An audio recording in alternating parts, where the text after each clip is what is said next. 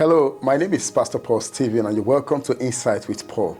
Now, today I want to say something very, very important to me, and it's something that has been bothering my heart over a period of time now. Now, when you tune up to the social media, you understand that social media is a world on its own, in which every one of us, by implication, we belong one way or the other. Either we are spectators or we are active participants. Now, as a Christian, there are a lot of things on social media that might derail your journey in Christianity these days. Jesus said something, and that's my focus today. In Matthew chapter 4, verse 24, he said, "Be careful what you hear." That is a very good warning. You know, sometimes it's good to begin to pay attention to all the take heeds and the be careful of Jesus in the Gospels. He said, "Be careful what you hear." In another place again, he said, "Be careful how you hear." Now, I want you to understand something, that your ear is a gate to your life. Your ear is an access to your spirit. Anybody who controls what you hear will control your life. And as a matter of fact, the Bible tells us in the book of Romans, it said our faith comes by hearing, and hearing by the word of God. And we know that nothing happens with us or to us with God outside the realm of faith. So any man who can control what we hear already has access to our life. Now, I want you to take that warning of Jesus today. That's just my reason for doing this broadcast. Take the warnings of Jesus seriously. The devil is out there popping up things on social media, all around you, on television, to control your life by controlling what you hear. Okay? There are a lot of teachings, a lot of preachings, a lot of activities in the open space these days with subliminal messages that can derail your thinking away from the word of God. You find out there are certain things after listening, your passion for God will die.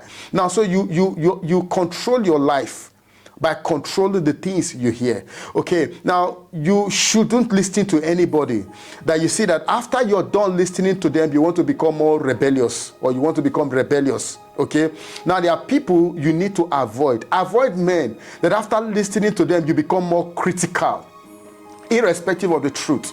A truth that cannot change your life, a truth that cannot change your character, a truth that cannot change your state of being is unnecessary truth. It will only swell your head and not do anything in your life.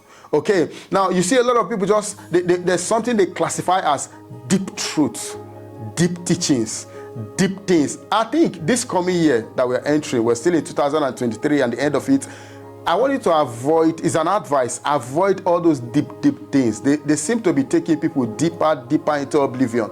Now, listen, the Bible is basic. You know, I like the man of God, T.L. Osborne, said something. He said that the Bible is so simple that it will take somebody else to confuse you about it. And that's the truth. So, you're looking for deep things. Jesus was very basic in his teaching that even the poor people could understand him. But it takes somebody to confuse you about what he said. So you hear deep teachings, deep things, and all you see people, after they listen to some things, they become very arrogant. Avoid it. Avoid people who won't feed your faith. Avoid people after you listen to them, you don't want to do anything for God anymore. Avoid people after listening to them, you become rebellious. Avoid people after listening to them, your heart becomes hardened towards spiritual things.